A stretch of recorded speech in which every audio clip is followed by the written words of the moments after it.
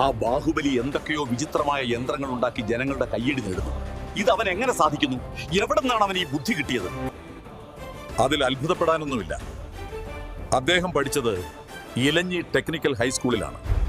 അവിടെ 8ാം ക്ലാസ് മുതൽ സാങ്കേതിക വിദ്യയും പ്രായോഗിക പരിശീലനവും നൽകുന്നുണ്ട്. അതുകൊണ്ടാണ് ബാഹുബലിക്ക് ഈ അറിവ് ലഭിച്ചത്. അങ്ങനെ സാധാരണ വിദ്യാലയത്തിൽ പഠിപ്പിച്ചു. എന്നാൽ ബാഹുബലിയെ ഇലഞ്ഞി ടെക്നിക്കൽ സ്കൂളിൽ ചേർത്തു. ഇന്ന് അവൻ ലോകമറിയുന്ന എഞ്ചിനീയർ ആയിരിക്കുന്നു. അതേ ശിവഗാമി, എന്റെ മകനെയും ആ സ്കൂളിൽ ചേർത്തിരുന്നെങ്കിൽ അവൻ ഇന്ന് വെറും ഭല്ലാലദേവനല്ല, ഒരു എഞ്ചിനീയർ ഭല്ലാലദേവനായേനെ. എന്തുകൊണ്ട് അവനെ അവിടെ ചേർത്തില്ല? അന്ന് ഭല്ലാലിനെ തൊഴിലധിഷ്ഠിത വിദ്യാഭ്യാസം പഠിപ്പിക്കാൻ ഞാൻ പറഞ്ഞപ്പോൾ നീ അത് കേട്ടില്ല. ഇന്ന് ലോകം മുഴുവൻ ടെക്നോളജിക്ക് പിന്നാലെ പോകുമ്പോൾ ബാഹുബലി ഇലഞ്ഞിയിൽ നിന്ന് പഠിച്ച കരുത്തുമായി മുന്നേറുകയാണ്. ഇതിന് നീ എന്നെയല്ല, നിന്റെ ദീർഘവീക്ഷണമില്ലായ്മയാണ് കുറ്റപ്പെടുത്തേണ്ടത്. ബാഹുബലിയെ പോലെ സാങ്കേതിക മികവുള്ളവരാകാൻ നിങ്ങളുടെ കുട്ടികളെയും ചേർക്കൂ.